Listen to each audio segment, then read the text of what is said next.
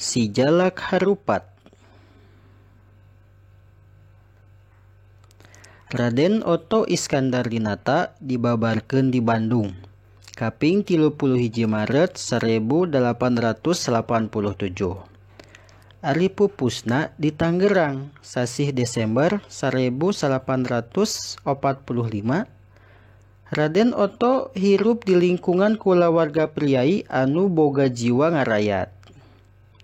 Satamat nati SD, Oto nuluykeun ka sakola guru di Bandung. Tuluy pindah ka Purworejo.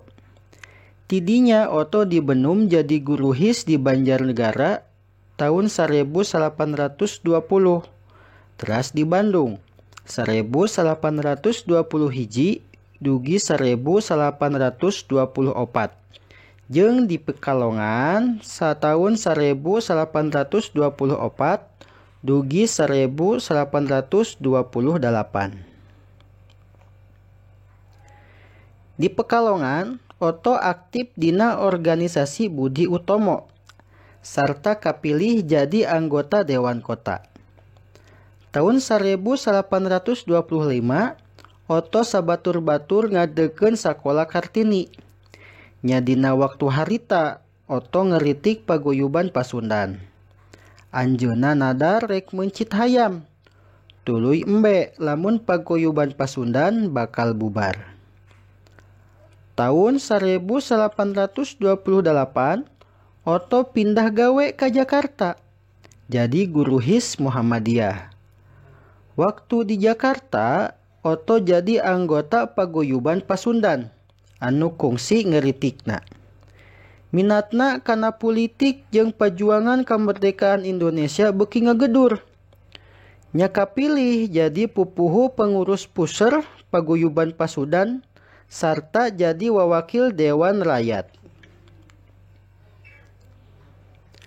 Waktu biantara kritik-kritik Oto ka pamarentah Hindia Walanda teh pohara peurusna. Inyana kungsi nyebut yen Indonesia pasti merdeka. Naha Walanda rek indit sorangan atawa serah bongkokan bangsa Indonesia. Nyaku kawanina tea Oto menang julukan si Jalak Harupat. Nyaeta ngaran nu biasa dibikeun ka hayam jago adu anu wanian tur tara eleh.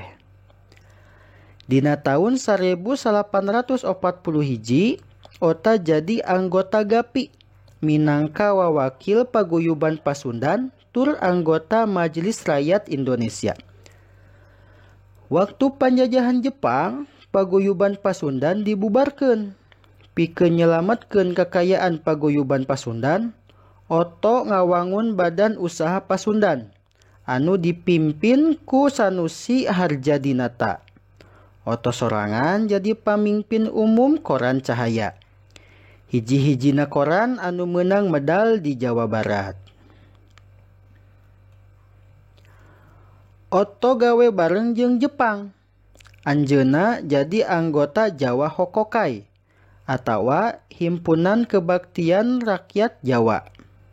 Waktu Jepang ngayakeun pasukan pembela tanah air disingkat PETA, Oto ngintunkeun putrana nu jenenganana Sentot Iskandar-Dinata pikeun milu latihan peta. Waktu rek diwangun nagara Indonesia, Oto jadi badan anggota penyelidik usaha-usaha persiapan kemerdekaan Indonesia atau disingkat BPUPKI. Kitu deui waktu diwangun panitia persiapan kemerdekaan Indonesia disingkatna PPKI, Oto oge aktif jadi anggota. Dina sidang PPKI tanggal 18 Agustus 1845 sapoe sanggeus proklamasi kemerdekaan Indonesia disahkeun Undang-Undang Dasar tur dipilih pangurus negara. Nya dina eta kasempetan Oto ngusulkeun Soekarno jeung Muhammad Hatta pikeun jadi presiden jeung wakil presiden Indonesia. Kalawan aklamasi usul Oto teh disaluyukeun ku sakabeh anggota PPKI. Dina kabinet presidensial anu dipingpin ku Presiden Soekarno, Otto dibenum jadi Menteri Nagara. Otto oge aktif dina ngawangun Badan Keamanan Rakyat, disingkat BKR. Anu robah jadi Tentara Keamanan Rakyat, disingkat TKR. Anu robah deui jadi Tentara Nasional Indonesia, disingkat TNI. Dina bulan Desember 1845, Otto aya nu nyulik, tur dibawa ka basisir Mauk Tangerang. Di eta basisir, Otto aya nu mateni, tapi jasadna teu kungsi kapanggih. Kukituna, dina tengah tahun 1850-an, kalawan simbolis dijieun makamna di Pasir Pahlawan Lembang, Bandung. Sataun ti harita, Otto dileler jadi pahlawan nasional Indonesia.